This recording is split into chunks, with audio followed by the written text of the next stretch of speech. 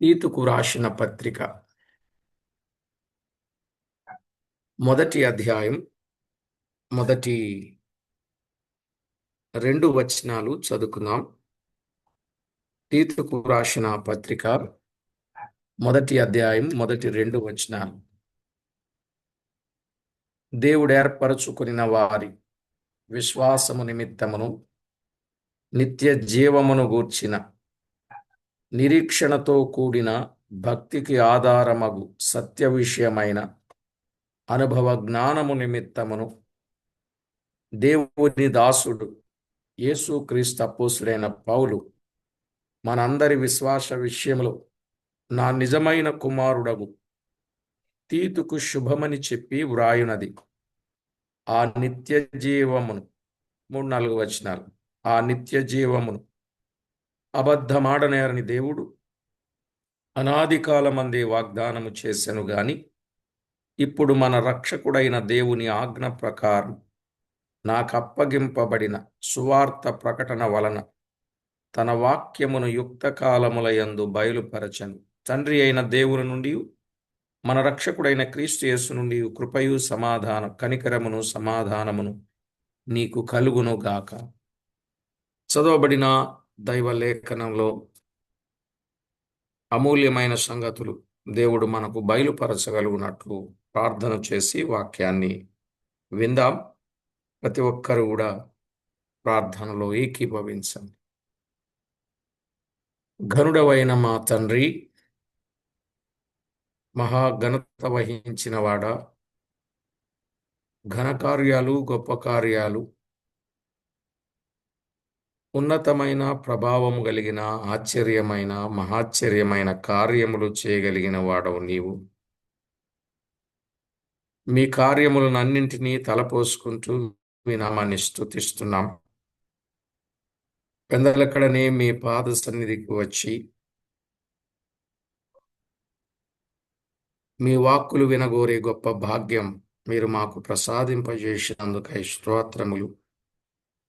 సమస్త విషయాల్లో మీకు రావలసిన మహిమను మేము ఆపాదించగలుగునట్టు మమ్మను మీరు సిద్ధపరచి బలపరచి మీ కృపతో జ్ఞాపకం చేసుకున్నందుకు వందనాలు. మా ప్రాణప్రియుడా, ప్రాణనాథుడా, అన్ని విషయాలలో ఎల్లవేళలా తోడై ఉండి నడిపించేవాడా, మీకు కృతజ్ఞతలు చెల్లిస్తున్నాం. తీతుకు వ్రాసిన పత్రికలో నుండి అమూల్యమైన సంగతులను మాకు నేర్పిస్తూ వస్తున్నారు. అందును బట్టి స్తుతిస్తూ మీ ఏర్పాటులో ఉన్న వారి భవిష్యత్తు ఎలా ఉంటుందో ఆ సంగతులు బహుతేటగా మాకు బయలుపరిచినందుకు స్తోత్రాలు అర్పిస్తూ యేసుక్రీస్తు నామమున స్తుతించి ప్రార్థించి వినయులమై వేడుచున్నాము తండ్రి, ఆమేన్. ప్రభునందు ప్రియులారా, మనము చదువుకున్న తీతుకు రాసిన పత్రికలో నుండి అమూల్యమైన విషయాలు. మొదటి మాట మనం విన్నాం. దేవుడు ఏర్పరచుకునిన వారి విశ్వాసము నిమిత్తమును అన్నాడు కదా. దేవుడు ఏర్పాటు చేసుకుంటే, ఆయన ఏర్పాటులో మనముంటే ఏర్పరచబడిన వారికి కలిగే ప్రయోజనాలు చాలా విన్నాం. దాదాపు ఒక 25 సంగతులు మనం విన్నాం. ఇక్కడ రెండో మాట అక్కడ ఉన్న సంగతి నిత్య జీవమును గూర్చిన నిరీక్షణతో కూడిన భక్తికి ఆధారమగు సత్య విషయమైన అనుభవ జ్ఞానము నిమిత్తం అన్నాడు. ఇక్కడ నిత్య జీవమును గూర్చిన నిరీక్షణతో, నిత్య జీవమును గూర్చిన నిరీక్షణ అన్నాడు. నిత్య జీవమును గూర్చిన నిరీక్షణ. తిమోతి నిజమైన కుమారుడు పౌలుకు, తీతు నిజమైన కుమారుడు పౌలుకు. వీరిద్దరికీ కూడా చాలా వివరంగా చెప్పాడు నిత్య జీవమును గూర్చి. ఆ నిత్య జీవమును గూర్చి ఇతరులకు కూడా వీరు తేటగా తెలియచేయాలని పౌలుకున్నటువంటి ఒక గొప్ప హృదయ వాంఛ. వారిద్దరే కాదు, అనేకులకు తెలియచేయాలనేది ఆయన తపన. అలాగే ఈరోజు ఈ పత్రిక మన నిమిత్తమేని అనుకున్నాం కాబట్టి నిత్య జీవమును గూర్చిన నిరీక్షణ మనమును కలిగి ఉండాలి. అసలు ఈ నిత్య జీవము ఎవరిచ్చేది? ఈ నిత్య జీవము ఎలా పొందేది? ఈ నిత్య జీవము ఎవరిచ్చేది? ఈ నిత్య జీవము ఎలా పొందేది? ఈ నిత్య జీవము కొరకు ఎవరెవరు వచ్చారు? 3 ప్రశ్నలు వేసుకుంటే ఈజీగా మనము అర్థం చేసుకోవచ్చు అనేది నాకున్న తలంపు. నిత్య జీవం అది ఎవరిచ్చేది? నిత్య జీవం అది ఎలా పొందేది? ఆ నిత్య జీవం కొరకు ఎవరెవరు వచ్చారు? దైవ గ్రంథంలో వ్రాయబడిన మాట, మొదటి అధ్యాయం 3వ వచనములో, ఆ నిత్య జీవమును అబద్ధమాడనేరని దేవుడు అనాది కాలమందే వాగ్దానము చేసెను. ఆ నిత్య జీవమును ఎవరిచ్చేది అనంటే అబద్ధమాడనేరని దేవుడు. మన దేవుడు అబద్ధమాడనేరని దేవుడు. మరి ఆయన పిల్లలు అబద్ధమాడితే ఊరుకుంటాడా? ఊరుకోడు. ఆయనకు ఏ లక్షణం ఉన్నదో అదే లక్షణాన్ని మనము కూడా కలిగి ఉండాలి. ఆయన అబద్ధమాడనేరని దేవుడు. నిత్య జీవమును గుర్చిన వాగ్దానం ఎప్పుడు చేశాడు? అనాదిలోనే, అనాది కాలమందే. అనాది అనేది ఆదికి ముందున్న కాలం, అనాది కాలం. అంటే ఈ నిత్య జీవమును గుర్చిన ప్రణాళిక దైవ నిర్ణయములు ఎప్పుడుంది? ఆదిలో కాదు, అనాదిలోనే. ఆదిలో సమస్తాన్ని సృజించాడు, కానీ అనాదిలోనే నిత్య జీవమును గుర్చిన సంగతి ఉన్నది.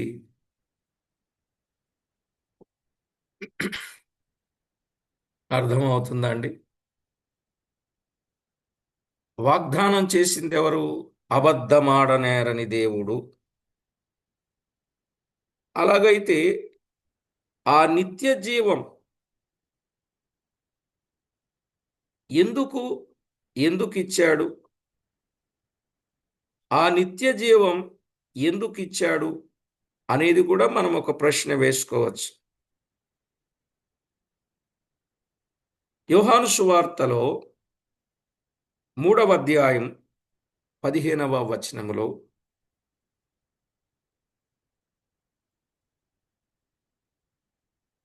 మూడవ అధ్యాయం 15వ వచనం,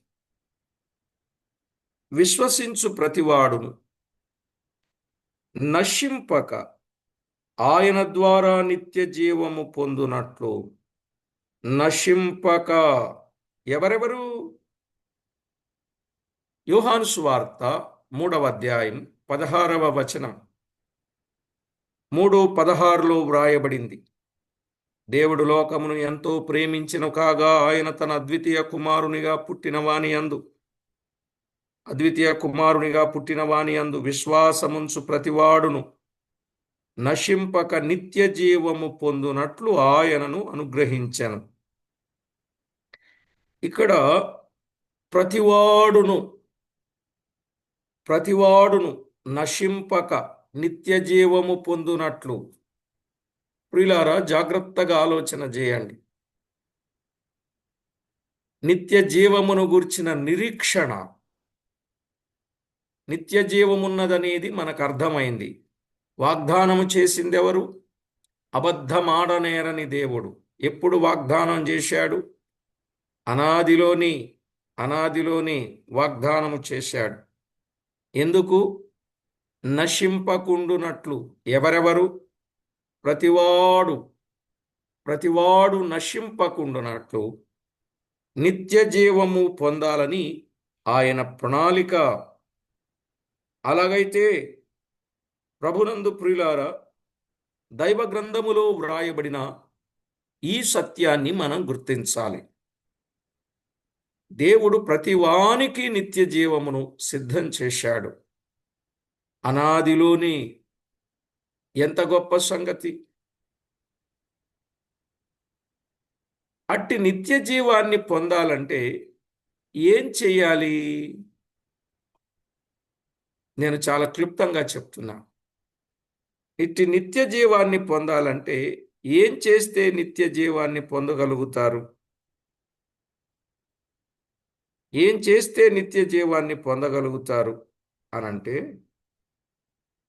దైవ గ్రంథములో వ్రాయబడిన మాట తేటగా గమనించండి. 1, నిత్య జీవము పొందాలి అనంటే యోహాను సువార్త 6వ అధ్యాయం 48వ వచనం. 6:48లో విశ్వసించువాడే నిత్య జీవము గలవాడు అన్నాడు. ఎవరైతే ప్రభు అయిన యేసుక్రీస్తునందు విశ్వాసముంచుతాడో వాడు నిత్య జీవము గలవాడు అన్నాడు. 6:41లో అదే చెప్పాడు. కుమారుని చూచి ఆయన యందు విశ్వాసముంచు ప్రతివాడు నిత్య జీవము పొందుటయే నా తండ్రి చిత్తం. ఆయన యందు విశ్వాసముంచు ప్రతివాడు నిత్య జీవము పొందుటయే నా తండ్రి చిత్తం అని చెప్పాడు. కాబట్టి విశ్వసించువాడు నిత్య జీవమును పొందుతాడు అని చెప్పాడు. ఈ నిత్య జీవమును పొందటానికి విశ్వాసం ఎలా వచ్చుద్ది? యేసుక్రీస్తును గూర్చిన మాట వలన విశ్వాసం వచ్చుద్ది కదా. రోమపత్రిక 10:17 ప్రకారంగా క్రీస్తును గూర్చిన మాట వినుట వలన విశ్వాసం వచ్చుద్ది. క్రీస్తును గూర్చిన మాట వినకపోతే విశ్వాసము కలదు, విశ్వాసము రాదు. క్రీస్తును గూర్చిన మాట వినాలి.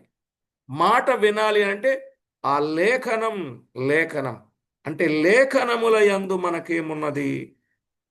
యోహాను సువార్త 5వ అధ్యాయం 39వ వచనం. యోహాను సువార్తలో 5వ అధ్యాయం 39వ వచనములో లేఖనముల యందు మీకు నిత్య జీవము కలదని తలంచుచు వాటిని పరిశోధించుచున్నారు, లేక పరిశోధించుడి. అవే నన్ను గూర్చి సాక్ష్యమిచ్చుచున్నవి. మీరందరూ లేఖనం తెరవాలి, వచనాలు చూడండి. లేఖనాల్లో లేఖనముల యందు మీకు నిత్య జీవము కలదని తలంచుచు వాటిని పరిశోధించుచున్నారు. లేఖనములలో నిత్య జీవమున్నది. లేఖనం అంటే దేవుని మాట. దేవుని మాట విన్నప్పుడు విశ్వాసం వచ్చుద్ది. విశ్వసించినప్పుడు ఆ వ్యక్తి నిత్య జీవాన్ని పొందుతాడు, నశింపక. తండ్రి చిత్తం ఏంటి? ఏ ఒక్కరూ నశించకూడదు, ప్రతివాడు నిత్య జీవము పొందాలి. ఈ నిత్య జీవాన్ని గురించి దేవుడు ఎప్పుడు వాగ్దానం చేశాడు? అనాదిలోనే. ఏ దేవుడు? అబద్ధమాడనేరని దేవుడు. అర్థమైందండి? ఎంత చక్కని వరుస క్రమం మనం వింటున్నాం. రైట్. విశ్వసించువాడు, లేఖనములను పరిశోధించేవాడు నిత్య జీవాన్ని పొందుతాడు. 3వ మాట, యోహాను సువార్త 4వ అధ్యాయం 14వ వచనం. 4:14 నేనిచ్చు నీళ్లు త్రాగువాడెప్పుడును దప్పిక గొనడు, నేను వానికిచ్చు నీళ్లు నిత్య జీవముకై వానిలో ఊరెడి నీటి బొగ్గగా ఉండునని ఆమెతో చెప్పాను. ఇక్కడ నేను వానికిచ్చు నీళ్లు నిత్య జీవమునకై అన్నాడు. నేను వానికిచ్చు నీళ్లు. ఇక్కడ ఈ నీళ్లు త్రాగువాడెప్పుడు కూడా దప్పిగొనడు. ఆయనిచ్చే నీళ్లు నిత్య జీవమునకై. సమరయశ్రీతో మాట్లాడుచున్న ఒక గొప్ప మాట. అక్కడ సందర్భం మనమందరం ఎరుగుదాం గనుక దానిని నేను పూరాగా వివరించాల్సిన పరిస్థితి అయితే లేదు. నేను వానికిచ్చు నీళ్లు నిత్య జీవమునకై. నిత్య జీవమునకై, నిత్య జీవమునకై. జాగ్రత్తగా గమనించాలి. ఆ నీరు అనేది కూడా వాక్యమునకు పోలికగా కనబడుతుంది. వాక్యమునకు పోలికగా కనబడుతుంది.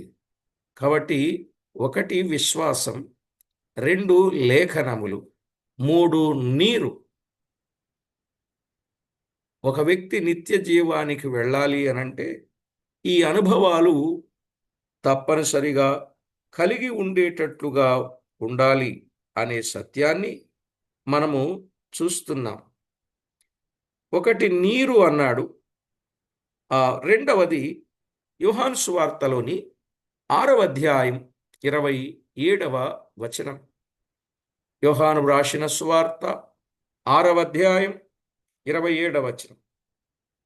క్షయమైన ఆహారము కొరకు కష్టపడకుడి గాని నిత్య జీవము కలుగ చేయు అక్షయమైన ఆహారము కొరకే కష్టపడుడి అన్నాడు. దేని కొరకు కష్టపడాలన్నాడు? క్షయమైన ఆహారము కొరకు కాదు. ఇప్పుడు మానవుని వెంపరాట్లన్నీ కూడా, మానవుని ప్రయాసంతా కూడా దేనికోసమండి? దేనికోసం? క్షయమయ్యే ఆహారము కొరకే, భూ సంబంధమైన వాటి కొరకే కష్టపడుతూ ఉన్నాడు మానవుడు. భూ సంబంధమైన వాటి కొరకు, క్షయమయ్యే ఆహారము కొరకు కష్టపడుతున్నాడు. అలా కాదు, నిత్య జీవము కలుగ చేయు అక్షయమైన ఆహారము కొరకే కష్టపడుడి అన్నాడు. నిత్య జీవమునకు వెళ్ళాలి అనంటే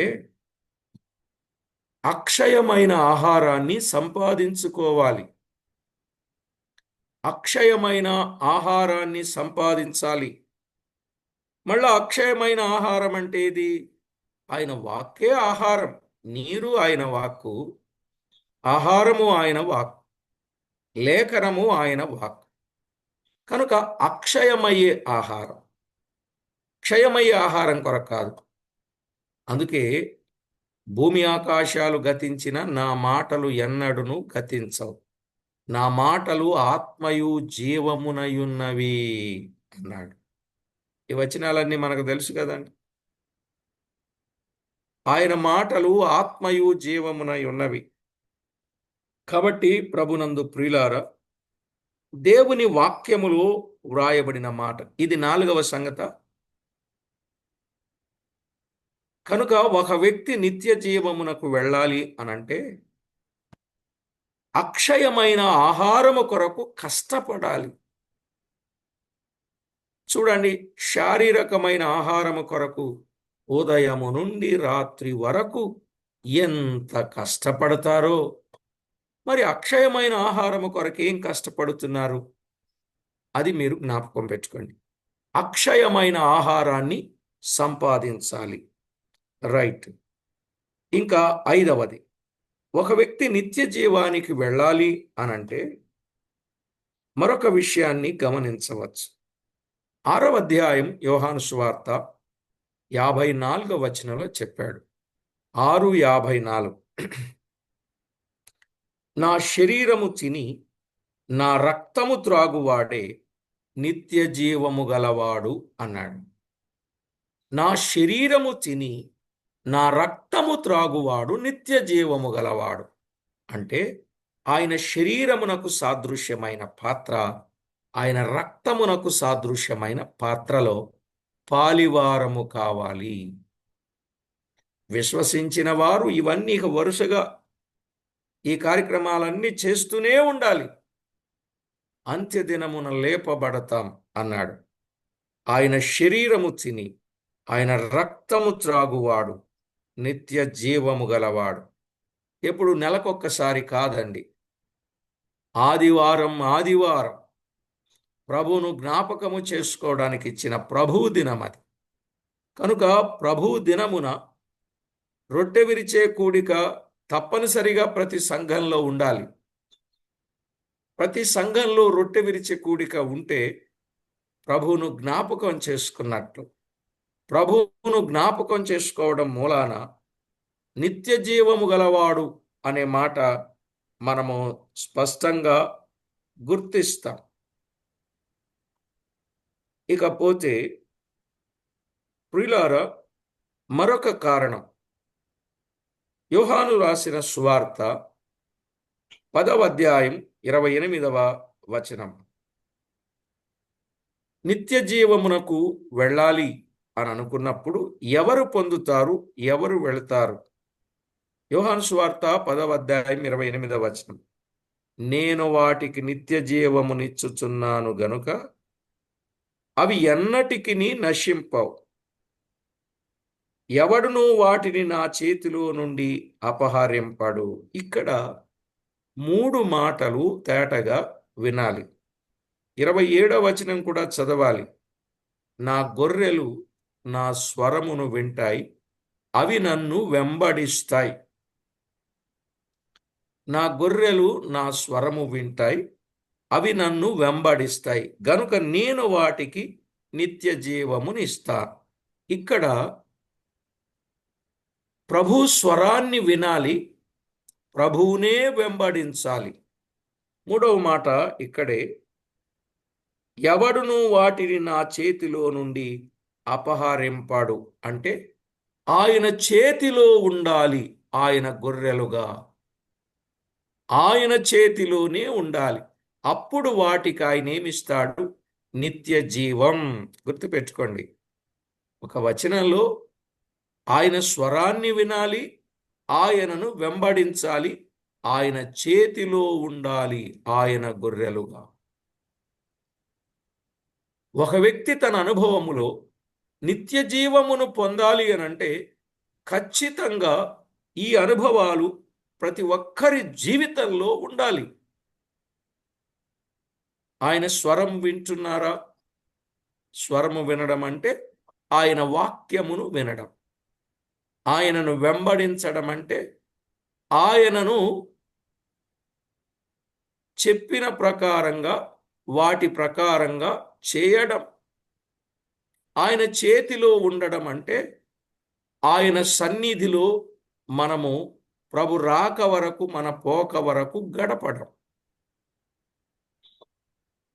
కాబట్టి ఆయన స్వరము వినాలి, ఆయనను వెంబడించాలి. మాత్రమే కాదు, ఆయన చేతిలో ఉండాలి. అట్టి వాటికి ఆయన ఏమిస్తాడు? నిత్య జీవమును అనుగ్రహిస్తాడు. నిత్య జీవమును పొందాలి అనంటే మరొక విషయాన్ని కూడా మనము గమనించాలి. మత్తయి వ్రాసిన సువార్త 19వ అధ్యాయం 29వ వచనాన్ని చెప్పాడు. మత్తయి వ్రాసిన సువార్త 19వ అధ్యాయం 29వ వచనం. నా నామము నిమిత్తం అన్నదమ్ములనైనను, అక్క చెల్లెండ్రలనైనను, తండ్రినైనను, తల్లినైనను, పిల్లలనైనను, భూములనైనను, ఇండ్లనైనను విడిచిపెట్టిన ప్రతివాడు 100 రెట్లు పొందును. ఇదిగాక నిత్య జీవమును స్వతంత్రించుకొనును. నిత్య జీవమును స్వతంత్రించుకొనవలెను అనంటే ఏం చెయ్యాలండి? అన్నదమ్ములను గాని, అక్కా చెల్లెండ్రు గాని, తండ్రి తల్లిని గాని, పిల్లలు భూములను గాని, ఇండ్లనైనను విడిచిపెట్టాలి. అర్థమైందండి? ఆయన నామము నిమిత్తం ఇవి మనకు ముఖ్యం కాదు.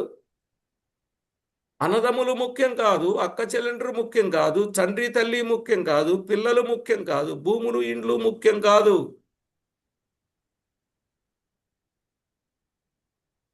అర్థమవుతుందా అండి? దైవ గ్రంథంలో వ్రాయబడిన మాట, ఆయన నామము నిమిత్తం ఇదిగో వీరిని కూడా విడిచిపెట్టాలి అని చెప్పాడు. ఆయన నామము నిమిత్తం ఎంతో తేటగా చెప్పాడు. ఆయన నామము నిమిత్తం.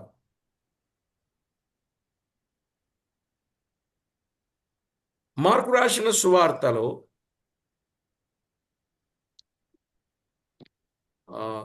లూకా రాసిన సువార్తకు వెళదాంలేండి. లూకా రాసిన సువార్తలో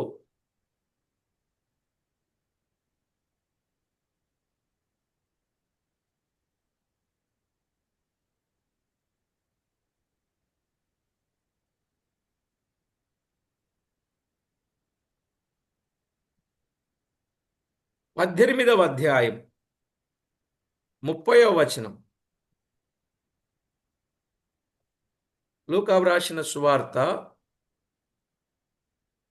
18, 28, 29. ఆయన దేవుని రాజ్యము నిమిత్తమై ఇంటినైనను భార్యనైనను, ఈ ముక్క బయటకోండి, ఇంటినైనను భార్యనైనను, అక్కడ భార్య కనపడదు. అన్నదమ్ములు, అక్క చెల్లెండ్రు, పిల్లలు, తల్లిదండ్రులు, భూములు, ఇండ్లు మాత్రమే అక్కడ కనపడతాయి. ఇక్కడ భార్యనైనను అన్నదమ్ములనైనను పిల్లలను విడిచిపెట్టిన వాడెవడును, 30వ వచనం, ఇహమందు చాలా రెట్లును పరమందు నిత్య జీవమును పొందకపోడు అన్నాడు. నిత్య జీవము పొందాలి అనంటే ఆయన నామము నిమిత్తం, ఆయన రాజ్యము నిమిత్తం మనము విడిచిపెట్టవలసిన వారిని విడిచిపెట్టాలి అని చెప్పాడు. ఇంకేం,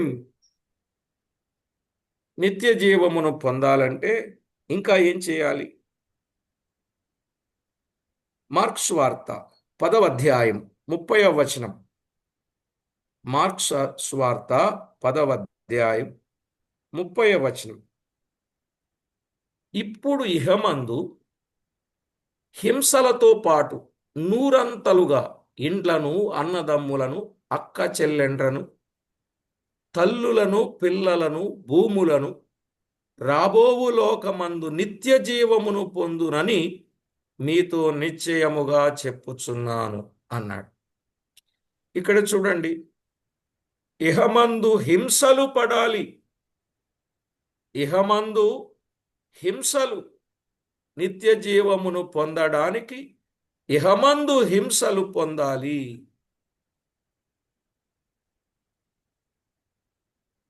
ఇండ్లు, అన్నదమ్ములు, అక్క చెల్లెండ్రు, తల్లులు, పిల్లలు, ఏమండి, భూములు, ఇవన్నీ విడిచిపెట్టాలి. దేని కొరకు?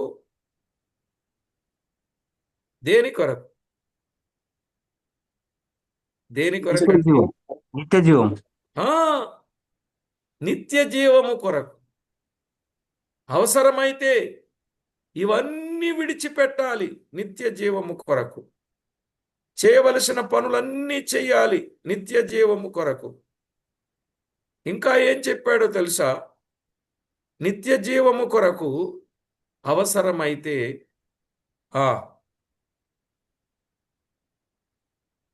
రోమాపత్రిక 2వ అధ్యాయం 7వ వచనం. నిత్య జీవము కొరకు ఏం చెయ్యాలి, ఏం చెయ్యాలో చెప్పాడండి. చదువుతారా? 2:7.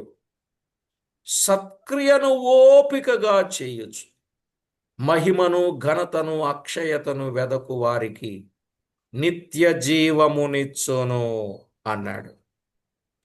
ఒక వ్యక్తి తన అనుభవములో నిత్య జీవమును పొందాలి అనంటే సత్క్రియను ఓపికగా చేయాలి. ప్రియులారా, సత్క్రియను ఓపికగా చేయాలి. చెడ్డ పనులు చేయడానికి ఉన్నంత ఓపిక మంచి పనులు చేయడానికి ఉండదు మనుషులకి. ఇది నిజమే ముమ్మాటికి. సత్క్రియను ఓపికగా చేయాలి. అదే సమయంలో మహిమను, అక్షయతను, ఘనతను, అక్షయతను వెదకాలి. మహిమ, ఘనత, అక్షయత వెదకాలి. అట్టి వారికి దేవుడేమిస్తాడు? నిత్య జీవమునిస్తాడు. నిత్య జీవమునిస్తాడు. నిత్య జీవమునిస్తాడు అన్నాడు. రోమాపత్రిక 6వ అధ్యాయం 22వ వచనంలో నిత్య జీవం అయినను ఇప్పుడు పాపము నుండి విమోచింపబడి దేవునికి దాసులైనందున పరిశుద్ధత కలుగుటయే మీకు ఫలము, దాని అంతము నిత్య జీవము అన్నాడు. ఇప్పుడు చెప్పండి, దేవుని దాసులుగా పరిశుద్ధులుగా ఉండాలి. దేవుని దాసులైనందున పరిశుద్ధత కలగాలి, పరిశుద్ధులుగా జీవించాలి. అప్పుడు దాని అంతం నిత్య జీవం. అంటే పరిశుద్ధతను సంపూర్తి చేసుకున్న వానికి నిత్య జీవం. ఒక వ్యక్తి తన జీవితములో నిత్య జీవమును పొందవలెను అనంటే ఎంత గొప్ప పని చెయ్యాలో చాలా తేటగా, స్పష్టంగా దేవునికి దాసులుగా పరిశుద్ధత కాపాడుకుంటూ ఉండాలి. అట్టి వారికి నిత్య జీవం. ఇంకెవరికి నిత్య జీవం? తిమోతికి వ్రాసిన మొదటి పత్రిక 6వ అధ్యాయం 12వ వచనం. తిమోతికి వ్రాసిన మొదటి పత్రిక 6వ అధ్యాయం 12వ వచనంలో విశ్వాస సంబంధమైన మంచి పోరాటము పోరాడము, నిత్య జీవమును చేపట్టుము. ప్రియులారా, ఏ పోరాటాలు చేయాలి? విశ్వాస సంబంధమైన మంచి పోరాటము పోరాడాలి, నిత్య జీవమును చేపట్టాలి. అర్థమైందండి? ఇప్పుడు చెప్పండి. మంచి పోరాటం, మంచి పోరాటం, మంచి పోరాటము పోరాడాలి. మంచి పోరాటము పోరాడాలి.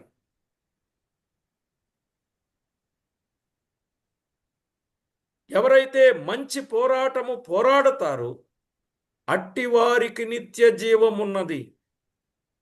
అది కూడా విశ్వాస సంబంధమైన మంచి పోరాటం. మంచి పోరాటం. ప్రియులారా, జీవము గల దేవుని వాక్యములో వ్రాయబడిన మాట ఎంత విశేషమైనది. కనుక ఒక వ్యక్తికి నిత్య జీవమును పొందాలి అనంటే ఎన్ని పనులు? యోహాను రాసిన సువార్తలో 10వ అధ్యాయం 28వ వచనాన్ని మనము చదువుకుందాం. 12వ అధ్యాయం 25వ వచనం చదవండి చాలు. యోహాను సువార్త 12వ అధ్యాయం 25వ వచనం. తన ప్రాణమును ప్రేమించువాడు దానిని పోగొట్టుకొనును. ఈ లోకములో తన ప్రాణమును ద్వేషించువాడు నిత్య జీవము కొరకు దానిని కాపాడుకొనునని మీతో నిశ్చయముగా చెప్పుచున్నాను. తన ప్రాణమును ద్వేషించువాడు నిత్య జీవము కొరకు దానిని కాపాడుకొనును. అవసరమైతే తన ప్రాణమును ద్వేషించాలి, తన ప్రాణమును ప్రేమించకూడదు. ప్రాణం ఎక్కువ, నిత్య జీవం ఎక్కువ అంటే ఏదెక్కువ?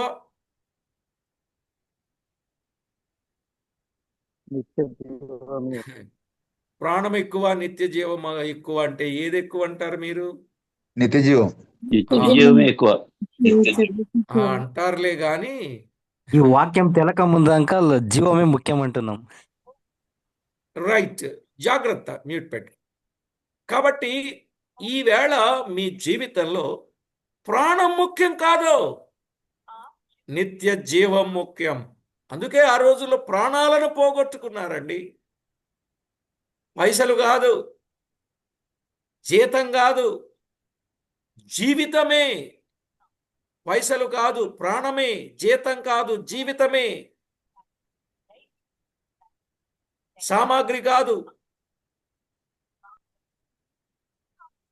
సజీవ యాగంగా తమ లైఫే దేవునికి అప్పగించారు.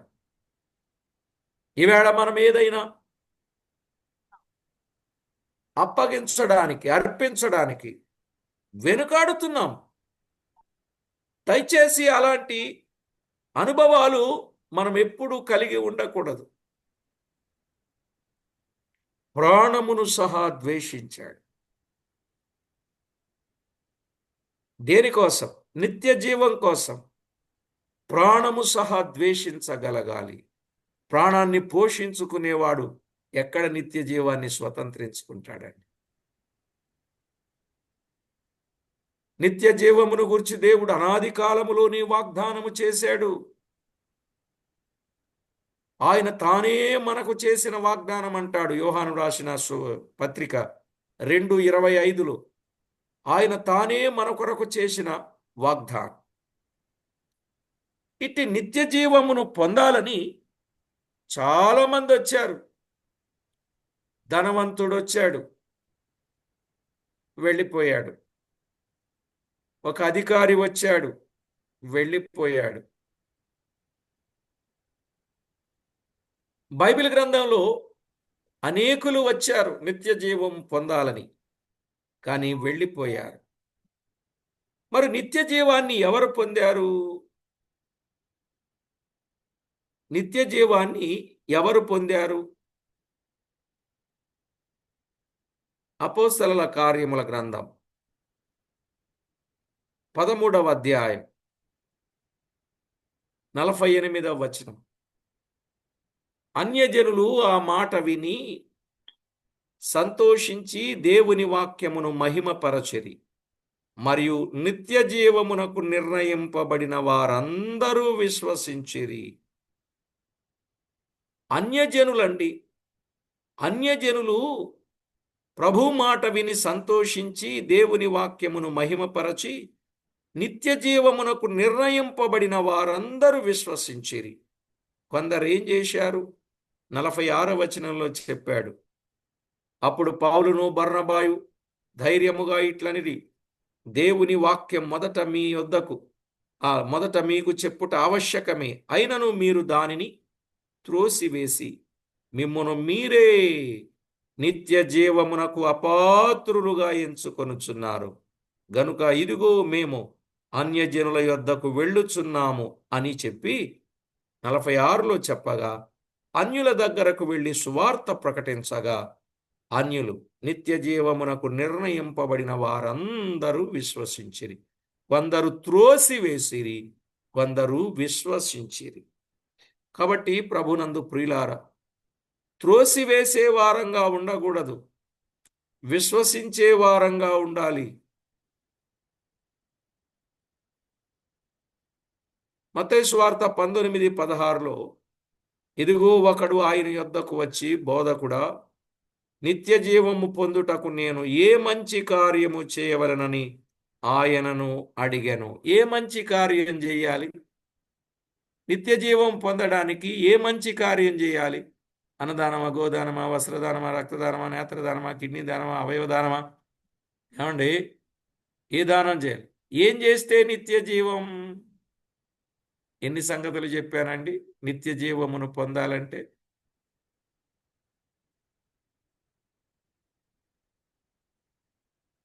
లెక్క పెట్టుకోలేదు మీరు. నిత్య జీవము పొందవలనంటే 16 చెప్తారా మీరు? ఒక్కొక్కటిగా. నిత్య జీవము పొందాలంటే 1, యేసుక్రీస్తునందు విశ్వాసం ఉంచాలి. 2,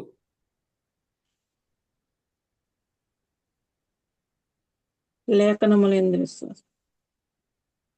లేఖనాలను చదవాలి. 3, నేను ఇచ్చిన నీళ్ళు నిత్య జీవనకు. నీళ్లు త్రాగాలి. అక్షయమైన ఆహారము కొరకు కష్టపడాలి. ఆయన శరీరమును రక్తమును ఆయన శరీరం రక్త మాంసములలో పాలివారు కావాలి. ప్రభు స్వరాన్ని వినాలి. ఆయన ప్రభు వినాలి, ఆయన అనుసరించాలి, స్వరాన్ని వినాలి, ఆయనను వెంబడించాలి, ఆయన ఆయన చేతిలో చేతిలో ఉండాలి. ఇంకేం చెయ్యాలి? సమస్తమును విడిచిపెట్టాలి, ఆయన నామాన్ని సమస్తాన్ని బట్టి విడిచిపెట్టాలి. ఇంకేం చేయాలి? సత్క్రియను ఓపికతో సత్క్రియను చేయాలి. ఓపికగా చేయాలి. ఇంకేం చేయాలి? హింసలు భరించాలి. విశ్వాస సంబంధమైన పోరాటం పోరాడాలి. హింసలు భరించాలి. మంచి పోరాటము పోరాడాలి. విశ్వాస సంబంధమైన పోరాటం పోరాడాలి. విశ్వాస సంబంధమైన మంచి పోరాటము పోరాడాలి. పరిశుద్ధులుగా ప్రాణమును విడిచి ప్రాణమును పరిశుద్ధులుగా, పరిశుద్ధత కలుగుటయే మీకు ఫలం, దాని వలన నిత్య జీవం. దేవుని దాసులుగా పరిశుద్ధతను కలిగిన వారుగా ఉండాలి. నెక్స్ట్ వన్, ప్రాణమును ప్రాణమును సహా ద్వేషించాలి. ద్వేషించువాడు నిత్య జీవాన్ని పొందుకుంటాడు. ఎన్ని సంగతులండి! మరి నిత్య జీవానికి వెళ్ళిపోతాం అని అంటారే, మరి ఇవన్నీ చేయొద్దు. యేసు ప్రభు చెప్పిన మాటలు ఇందులో చాలా ఉన్నాయి. బహుశా పౌలు చెప్పిన మాట ఒకటి చెప్పినట్టున్నాను నేను. రోమాపత్రికలో చెప్పబడిన మాట మాత్రమే 2 మాటలు చెప్పాను. పరిశుద్ధత కలుగుటయే మీకు ఫలమనేదిని, సత్క్రియను ఓపికగా చేయుట అనే మాట. ఆ 2 బయటికి వెళ్ళి చెప్పాను. బయట మీన్స్ వేరే బుక్స్ లో తీసుకున్నా. కానీ మిగతా 14 సంగతులన్నీ ప్రభువారు స్వయంగా చెప్పిన మాటలండి. అవునా కాదా? ప్రభు స్వయంగా చెప్పిన మాటలు. ఇది మానేశాం మనం. ఇవి మానేసి ఏవేవో ప్రియులారా, జీవము గల దేవుని వాక్యములో ఉన్న వాస్తవిక సత్యాలు మనము గుర్తు చేసుకోవాలి. ఇప్పుడు చెప్పండి, ఈ నిత్య జీవమును గురించి వాగ్దానము చేసింది ఎవరు? దేవుడు. ప్రభువే. అబద్ధమాడని దేవుడు. ఏ దేవుడు? అబద్ధమాడని దేవుడు. అబద్ధమాడనేరని దేవుడు. ఎప్పుడు వాగ్దానం చేశాడు? అనాదిలోనే. అందుకే మనమందరం నిత్య జీవమును గూర్చిన ఏం కలిగి ఉండాలి? నిరీక్షణ. కనుక తీతుకు పౌలు వ్రాస్తూ నిత్య జీవమును గూర్చిన నిరీక్షణతో కూడిన భక్తికి ఆధారమగు సత్య విషయమైన అనుభవ జ్ఞానము నిమిత్తం నిత్య జీవమును గూర్చిన సంగతి ఎంత విశేషమైనది. కాబట్టి ప్రభునందు ప్రియులార, ఆయన గొర్రెలకు ఆయన నిత్య జీవం ఇస్తారు. ప్రతి ఒక్కొక్కరం నిత్య జీవమును పొందుటకు మనము చేయవలసిన విధి విధానాలు తేటగా చెప్పారు. ఆ ప్రకారంగా చేద్దాం. ప్రార్థన చేసుకుందాం. పరిశుద్ధుడవైన మా తండ్రి, పరమందు ఆసీనుడవైన మా దేవ, మీ ఘననామానికి వందనాలు, స్తుతులు, స్తోత్రాలు చెల్లిస్తున్నాం. మా ప్రియ ప్రభువా,